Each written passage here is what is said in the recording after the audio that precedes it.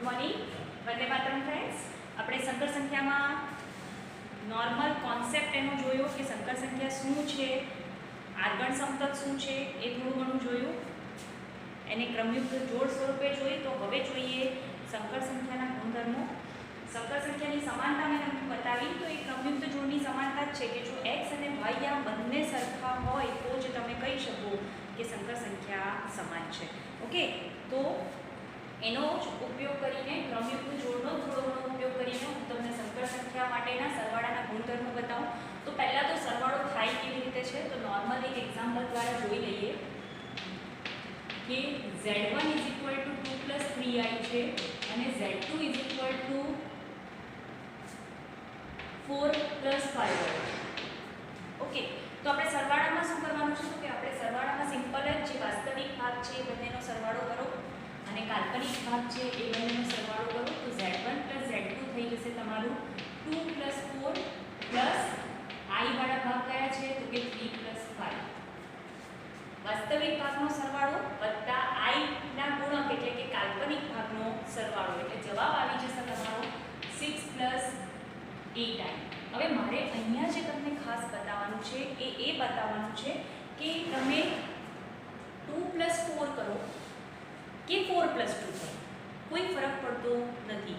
બીજી વસ્તુ કે જો બંને સંકર સંખ્યાઓ છે, સપોઝ અહીંયા 2 + 0i હશે તો પણ, સપોઝ ત્યાં 2 + 0i હશે તો પણ શું થશે તો કે તો પણ હું સંખ્યાઓનો સરવાળો કરી શકીશ. તો પહેલી વસ્તુ, પહેલો ગુણધર્મ આવે છે સમૃદ્ધતા. હવે એ સમૃદ્ધતાની વાત અહીંયા સરવાળામાં કરો, ગુણાકારમાં કરો, બાદબાકીમાં કરો કે ભાગાકારમાં કરો. જો બે સંકર સંખ્યાઓ છે, સંકર સંખ્યાઓ એટલે કદાચ તમારી વાસ્તવિક સંખ્યા હશે તો પણ ચાલશે. કારણ કે વાસ્તવિક સંખ્યા છે સપોઝ 3 છે તો 3 ને હું 3 + 0i તરીકે ડેફિનેટલી લખી શકું.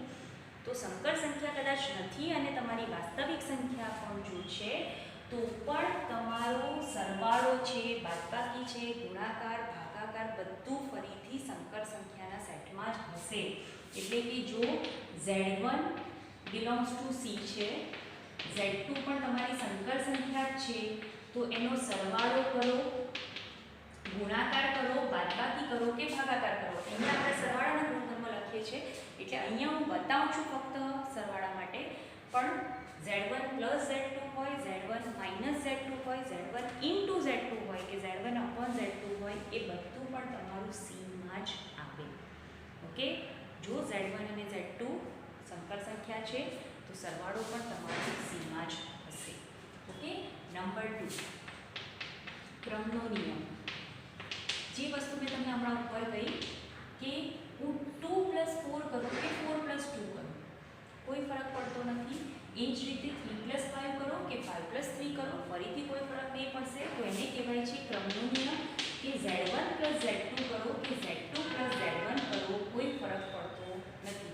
જો આને તમે ક્રમયુક્ત જોડ સ્વરૂપે કલ્પી લો ને તો વધારે સરળ થઈ જાય. દાખલા તરીકે 2 3 + 4 5 આ ક્રમયુક્ત જોડ સ્વરૂપમાં લખી દીધું. તો 2 + 4 આપણે એક્સયામનો જ સરવાળો કરીએ છીએ, 3 + 5 તો આપણે વાયયામનો જ સરવાળો કરીએ છીએ. તો કયાનો પહેલા એક્સયામ લો છો ફરક પડતો નથી, સરવાળો હોય ત્યારે. ઓકે, સરવાળો હોય ત્યારે ફરક પડતો નથી એટલે એને કહેવાય છે ક્રમનો નિયમ. સંકર સંખ્યા માટે ક્રમનો નિયમ. ત્યાર પછી આવો જ બીજો છે જૂથનો નિયમ. કોઈ પણ ઉદાહરણ લઈને તમે આ વસ્તુ સાબિત કરી શકો. બરાબર છે. જૂથના નિયમમાં મને 3 સંકર સંખ્યાઓ જોઈશે, z1 + z2 + z3. હવે સપોઝ અહીંયા +5 કરો, 2 + 4 + 5 કરો તો કયા ઓર્ડરમાં કરું છું બિલકુલ અગત્યનું નથી. પહેલાં આ બંને કરો કે પહેલાં 4 + 5 કરો બિલકુલ અગત્યનું નથી. તે જ રીતે આઈના ગુણકમાં પણ સેમ વસ્તુ થશે. તો જ્યારે સરવાળો કરું છું ત્યારે જૂથનો નિયમ પણ એટલો જ સાચો છે. ઓકે, જૂથનો નિયમ પણ તમારો એટલો જ સાચો છે, z1 + z2 + z3. ઓકે, ત્યાર પછી આવે છે સરવાળા માટે તટસ્થ ઘટક. આમ તો આપણને યાદ છે કે સરવાળા માટેનો તટસ્થ આન્સર આવે. તો અહીંયા એવી કઈ સંખ્યા છે કે Z1 માં હું પાછી એ સંખ્યા ઉમેરીને Z1 આન્સર આવે. તો Z1 એટલે શું છે તો કે મારી સંકર સંખ્યા છે. તો એમાં એક્સયામ અને વાયયામ મને બંને જોઈએ. એક્સયામ એટલે વાસ્તવિક ભાગ 0 લઈ લો, i નો ગુણક પણ તમે 0 લઈ લો. જો કોઈ પણ સંકર સંખ્યા મૂકશો તમને જવાબ તરીકે પાછું એ જ સંકર સંખ્યા મળશે. એટલે મારો સરવાળા માટેનો તટસ્થ ઘટક કયો થઈ ગયો 0 + 0i. એઝ ફોર એક્ઝામ્પલ હું લઈ લઉં, આપણું આ ઉદાહરણ બેસ્ટ છે 2 + 3i. એમાં ઉમેરો, આને હું પર્ટિક્યુલર નામ આપી દઉં છું 0. ચલો ને ડાયરેક્ટ લખીએ Z2 = 0 + 0i. તો બંનેનો જો સરવાળો કરશો તો શું થશે તો કે Z1 + Z2 = 2 + 0 2, 3 + 0 3i. 3i + 0i તો 3i. ઓકે, આ મને શું મળી ગયું પાછું Z1. તો આ તમારો જે Z2 હતો એને શું કહેવાય સરવાળા માટેનો તટસ્થ ઘટક. તમે ઉલટું કરશો તો પણ ચાલશે.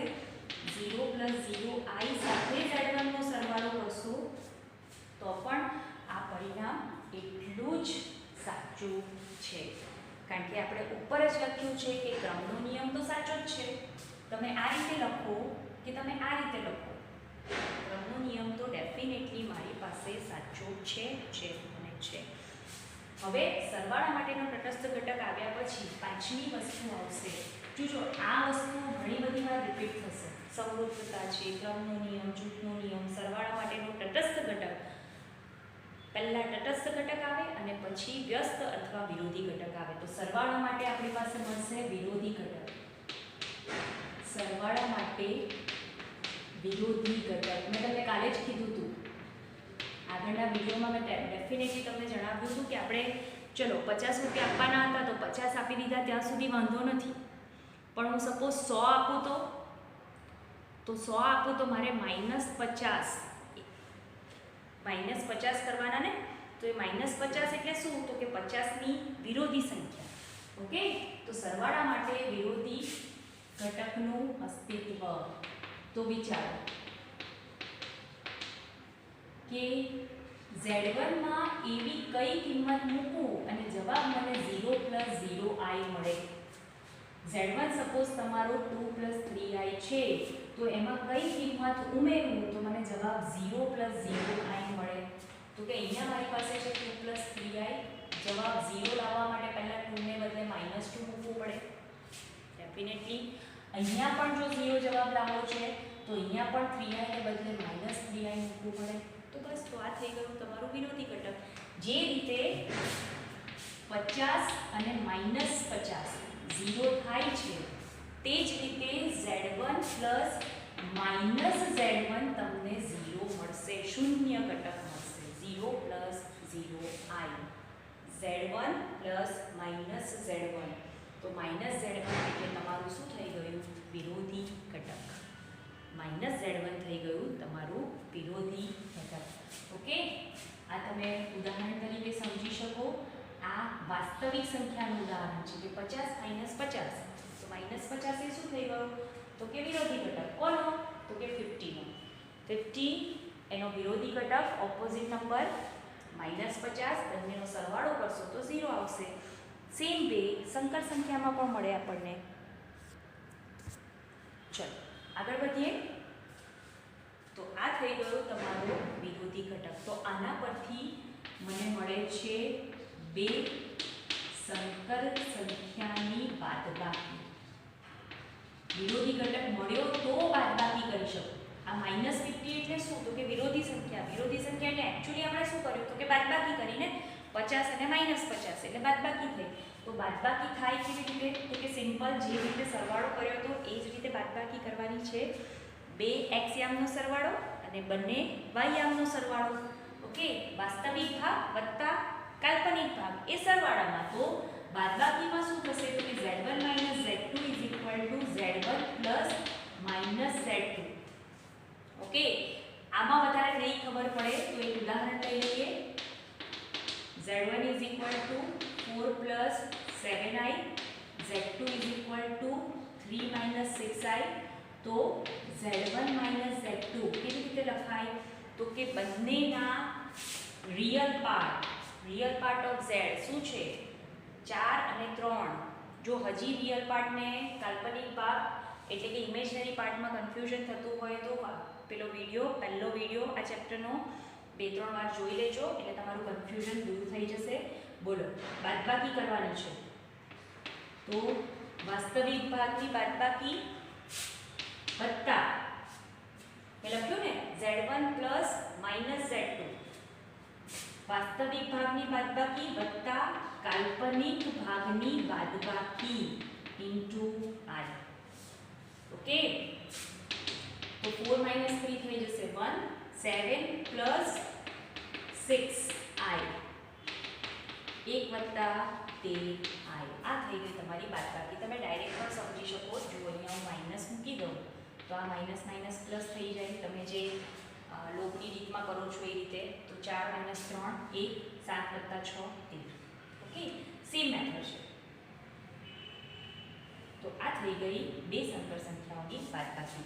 હવે એના માટે જો તમારે ગુણધર્મ લખવો હોય તો તમે આટલું લખી શકો કે z1 belongs to c, z2 belongs to c. તો this implies z1 - z2 પણ c માં હશે. z1 c માં છે, z2 પણ c માં છે, તો z1 - z2 પણ c માં હશે. ઓકે, હવે આવે છે ગુણાકાર. તો સંકર સંખ્યાનો પહેલા ગુણાકાર જોઈએ અને પછી એના ગુણધર્મો લખીએ. બે સંકર સંખ્યાઓનો ગુણાકાર તો કેવી રીતે?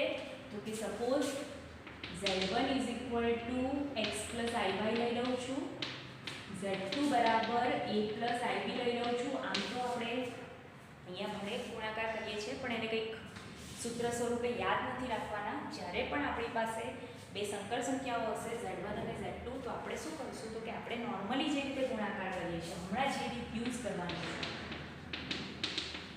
સપોઝ કે તમારી પાસે બે બ્રેકેટ છે, વિસ્તરણ કરવાનું છે તમારે, બે અવયવો છે x ના, તો તમે કઈ રીતે વિસ્તરણ કરો છો? એક્ઝેક્ટલી સેમ રીતે આપણે વિસ્તરણ કરશું.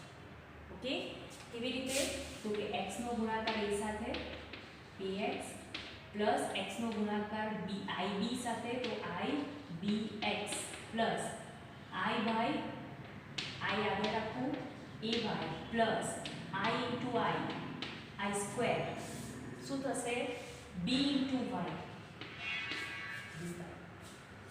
ઓકે, તો આ બંને પદમાં i છે, અહીંયા ax એઝ ઇટ ઇઝ. આ બંને પદમાંથી i કોમન કાઢો, વચ્ચે આવશે સરવાળો i સ્ક્વેર એટલે -1. i સ્ક્વેર ને બદલે મેં મૂકી દીધું -1 એટલે by પોઝિટિવ હતું નેગેટિવ થઈ ગયું. એ બંને અચળ પદમાં કન્વર્ટ થઈ ગયા plus i bx plus ay.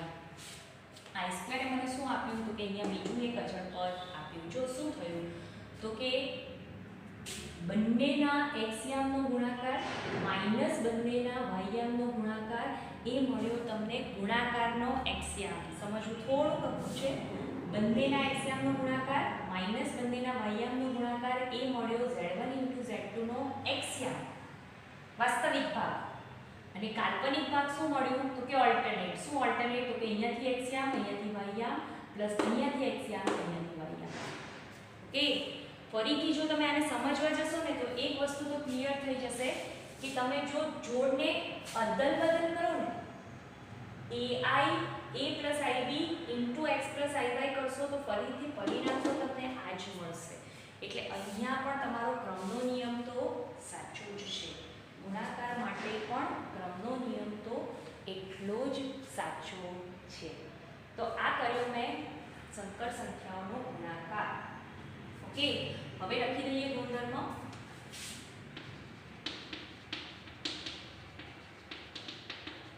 Number 1 સમૃદ્ધતા. મેં બતાવી તમને જે રીતે આમાં એ રીતે જ કે જો z1 belongs to c છે, z2 belongs to c છે, તો એનો મતલબ કે z1 * z2 પણ તમારી સંકર સંખ્યા જ હશે, c માં હશે. ઓકે, કદાચ જો કન્વર્ટ થઈ પણ જાય છે અચળ પદમાં રિયલ પાર્ટમાં, સપોઝ √2 આન્સર આવ્યો તો બિલોંગ્સ ટુ આર છે, પણ આર શું છે તો કે સી નો ઉપગણ જ છે. સી કેવી રીતે બન્યું તો કે આર ક્રોસ આર પરથી, બરાબર. તો વાયામ તરીકે તમે 0 લઈ લો, મેં તમને કાલે જ બતાવ્યું હતું કે વાયામ તરીકે જો 0 લઈ લો તો એ તમારી સંકર સંખ્યા થઈ ગઈ. એટલે તમે એમ તો ડેફિનેટલી જ કહી શકો કે આર જે છે એ સબસેટ સી છે. એટલે કદાચ જો તમને અહીંયા વાસ્તવિક સંખ્યા પણ મળે છે ગુણાકારમાં તો એ પણ તમારી સી તો કહેવાશે, સંકર સંખ્યા તો કહેવાશે. સપોઝ 3 0 છે જવાબ, 3 = 3 + 0 આવી તો એ પણ તમારી શું કહેવાશે તો કે સંકર સંખ્યા જ કહેવાશે. ઓકે, મેં આગળ પણ બે વાર રિપીટ કર્યું કે કદાચ જો આર પણ છે તો એ તમારો સી તો કહેવાશે જ. ઓકે, કારણ કે સી શું છે તો કે હવે બધા કરતાં મોટો સેટ. આપણે જે પહેલા ચેપ્ટરમાં વાત કરતા હતા ઉપગણ અને અધિગણ, તો she is a super set. બધું જેટલી પણ સંખ્યાઓ, જેટલી પણ કિંમતો તમને જરૂર છે બધું એક્ઝિસ્ટ કરે છે સીમાં. ઓકે, આગળ વધીએ. ક્રમનો નિયમ.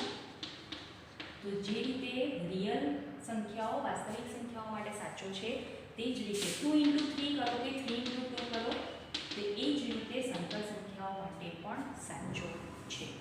નંબર 3 જૂથનો નિયમ. તો એ પણ એક જ સાચો છે. તમારે ઉદાહરણ લઈને ચેક કરવું હોય તમે ઉદાહરણ લઈને ચેક કરી શકો. તમે કાઉન્ટ્સ બદલશો કોઈ ફરક નહીં પડે, જવાબ તમને સરખા જ મળશે. ઓકે, પહેલાં આ બંનેનો ગુણાકાર કરીને પછી Z3 સાથે કરો કે Z1 * પહેલાં Z2 * Z3 કરો.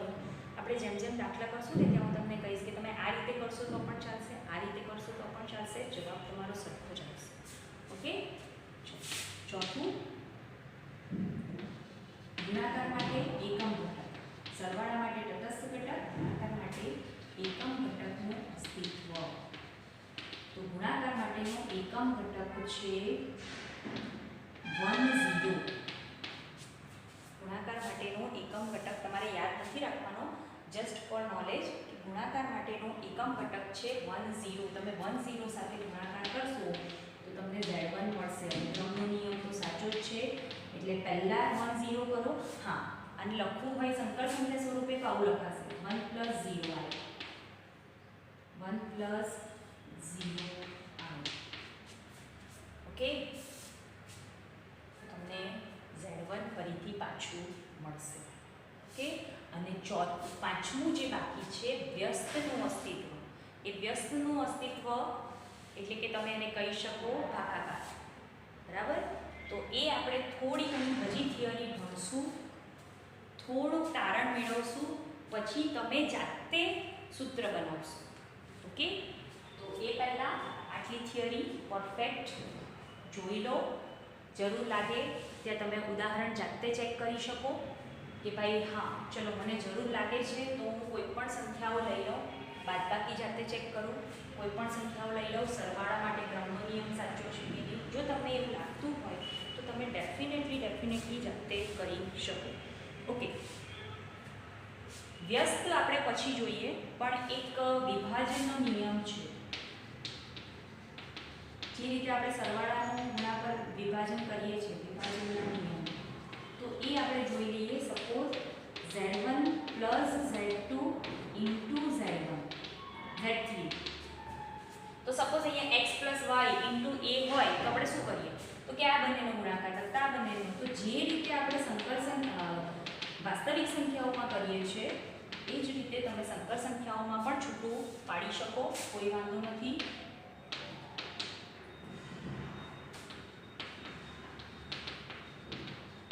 આ કહેવાય છે ગુણાકારનું સરવાળા પર વિભાજન. બાદ ગુણાકાર છે, જે રીતે આપણે છેદનું યોગ પર વિભાજન કરેલું એ જ રીતે ગુણાકારનું સરવાળા પર વિભાજન.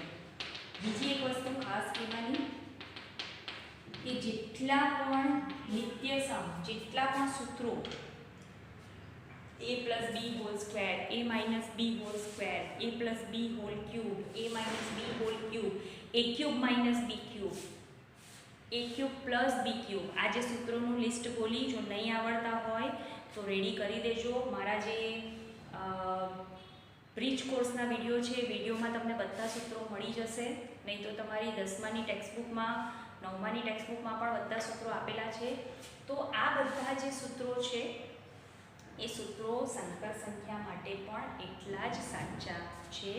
આ બધા સૂત્રોનો ઉપયોગ આપણે કરશું, ઓકે, દાખલાઓ સોલ્વ કરવા માટે. ઓકે, તો હવે પછી આપણે જોઈએ સંકર સંખ્યા માટે એનો તમે જે રીતે કરણી લેતા હતા વર્ગમૂળ માટે, એ જ રીતે સંકર સંખ્યા માટે પણ આપણને કરણી મળે છે. તો જોઈએ, એને કહેવાય છે z બાર.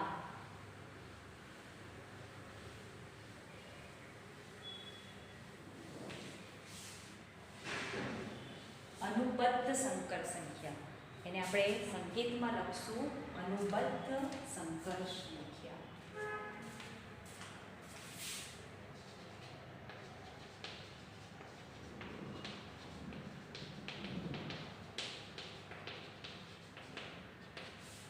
અનુબદ્ધ સંકર સંખ્યા.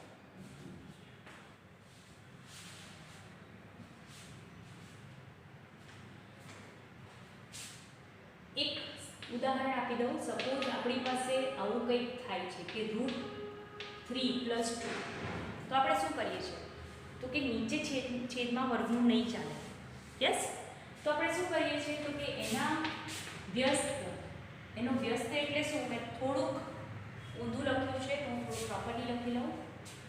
હા, આવું કંઈક છે. ચલો, ચિહ્ન થોડુંક બદલી નાખું છું. સંખ્યામાં બદલી નાખી. 4 + √3 છે, તો આપણે શું કરીએ છીએ? તો કે વર્ગમૂળવાળું જે પદ છે એની અનુબદ્ધ કરણી લઈએ છીએ. શું? તો કે 4 - √3, અને એના વડે અંશ અને છેદને બોલીએ છીએ. ઓકે, તો એવી જ રીતે અનુબદ્ધ સંકર સંખ્યામાં શું થશે? તો કે અનુબદ્ધ સંકર સંખ્યા એટલે સપોઝ મારું છે z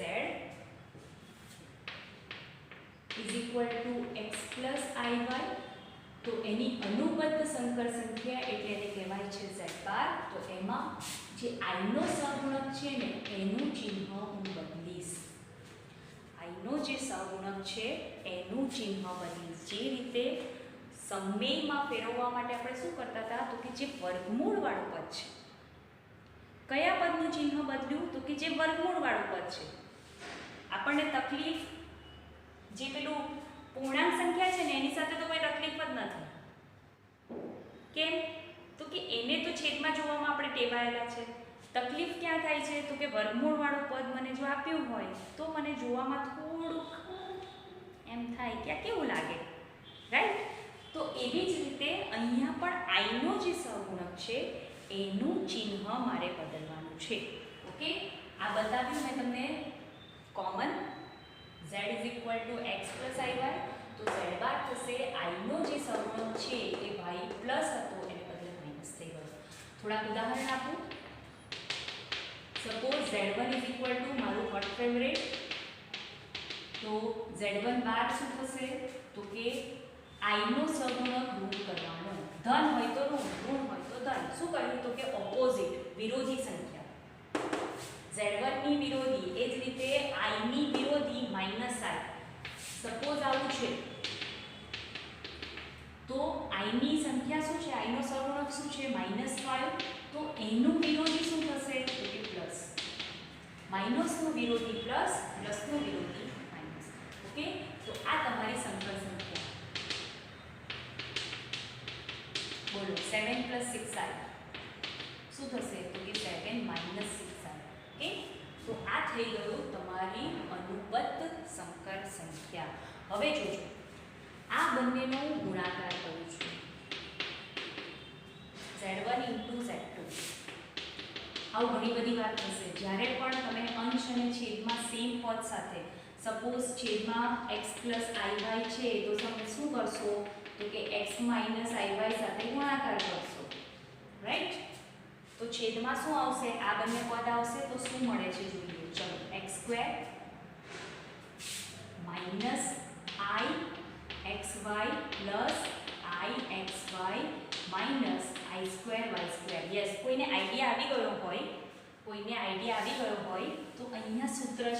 કયું સૂત્ર છે તો કે a + b અને a - b. જો આ બંને કટ થઈ ગયા, જો આઈડિયા આવી ગયો હોય તો ડાયરેક્ટ તમે કહી શકો a + b a - b તો a² - b².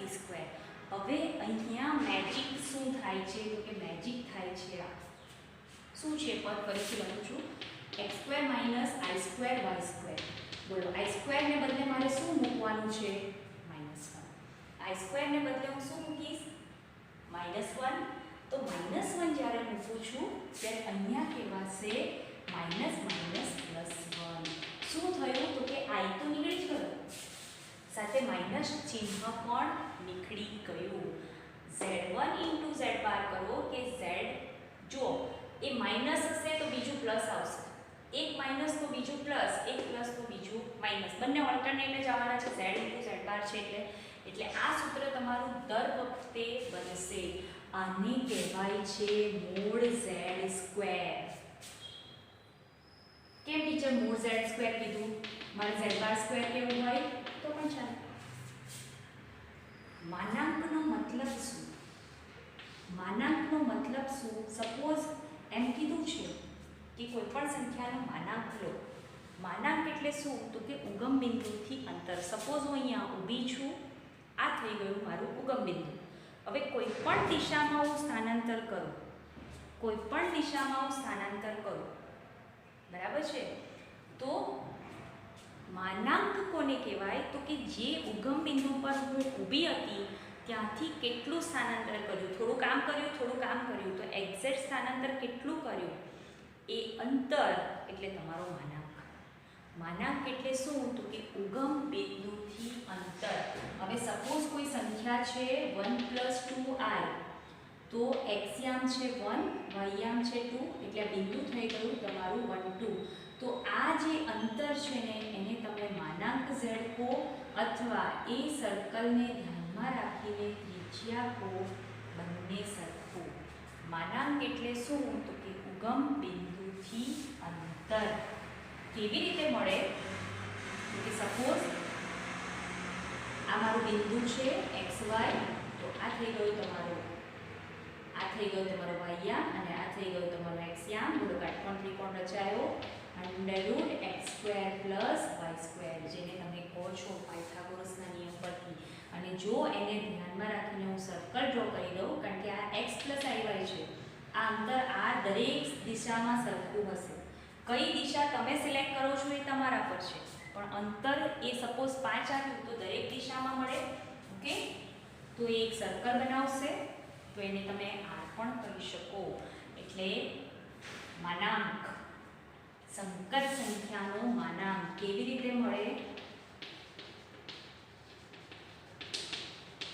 સંકર સંખ્યાનો માનાંક એટલે શું તો કે ઉગમ બિંદુથી અંતર. આ એક કોમન વર્ડ છે કોઈ પણ માટે. માનાંક એટલે શું તો કે ઉગમ બિંદુથી અંતર. માનાંક કોઈ પણ હોય, પછી સંકર સંખ્યાનો હોય કે વાસ્તવિક સંખ્યાનો હોય, બરાબર. માનાંક એટલે શું તો કે ઉગમ બિંદુથી અંતર. ઓકે, જ્યારે સંકર સંખ્યાના માનાંકની વાત કરું છું ત્યારે માનાંકમાં લખીશ મોડ z. અહીંયા આપણે સ્ક્વેર માટે કર્યું તો જો સ્ક્વેર રૂટ લઈશું તો થઈ જશે x યામનો એટલે કે વાસ્તવિક ભાગનો વર્ગ વત્તા કાલ્પનિક ભાગનો વર્ગ. હવે -y હોય તો પણ ચાલે, કેમ તો કે -y નો સ્ક્વેર પણ y² જ થશે, બરાબર છે. જો સંકર સંખ્યા તમારી ઋણમાં હશે તો આ મોડ જો x ફોર એક્ઝામ્પલ z1 લઈ લઉં છું 2 + 3i, તો બોલો મોડ z1 શું થશે તો કે વર્ગમૂળમાં 2 નો વર્ગ વત્તા 3 નો વર્ગ. કેટલો થયો તો કે 4 + 9 √13. હવે સપોઝ હું z2 = 2 - 3i લઉં છું. આ જે લખ્યું છે ને એનું પણ તમારું સમાધાન થઈ જશે કે કેમ બંને સરખા. તો કે આ શું છે તો કે z1 નો કોન્જ્યુગેટ. અહીંયા હું z1 બાર પણ લખી શકું. યસ, z1 બાર પણ લખાય. જુઓ પ્લસનું માઇનસ કરી નાખ્યું તો એનો માનાંક શું મળશે તો કે માનાંકમાં વર્ગમૂળમાં 2 નો વર્ગ વત્તા -3 નો વર્ગ. હવે -3 નો વર્ગ શું થાય? આપણો સૂત્ર શું છે તો કે x યામનો વર્ગ વત્તા y યામનો વર્ગ. y શું છે તો કે -3. તો આ પણ થઈ જશે તમારું 4 + 9 √13. તો જો આનું પણ સમાધાન થઈ ગયું કે z1 લો કે મોડ z1 લો મોડ Z1 લો કે Z1 બારનો મોડ લો, એટલે કે સંકર સંખ્યા કે અનુબદ્ધ સંકર સંખ્યા બંનેનો માનાંક સરખો આવે છે. શું? તો કે √x² + y². આ તમારું છે માનાંકનું સૂત્ર અને આ છે તમારું અનુબદ્ધ સંકર સંખ્યા. આ છે તમારો માનાંક અને આ છે તમારી અનુબદ્ધ સંકર સંખ્યા. તો અહીંયા સુધીની થિયરી પરફેક્ટ કરો, પછી હું તમને લઈ જઈ શકું ગુણાકારના વ્યસ્ત પર. એકમ ઘટક આપણે લખ્યો, વ્યસ્ત બાકી છે, તો આ બંને પરથી જ હું તમને લઈ જઈશ વ્યસ્તના સૂત્ર તરફ. સૂત્ર તમે જાતે પણ વિચારી શકશો જેમ જેમ હું આગળ વધીશ. ઓકે, તો મારી સાથે સૂત્ર વિચારવાનું કામ તમારે કરવાનું છે, પણ નેક્સ્ટ પીરિયડ. ઓકે, ત્યાં સુધી આટલી થિયરી જુઓ, સમજો. આ બંને સૂત્રો યાદ રાખવાના છે, બાકીનું યાદ કશું રાખવાનું નથી. ખાલી એટલું યાદ હોવું જોઈએ, x² = -. ઓકે, ત્યાં સુધી બાય. વંદે માતરમ.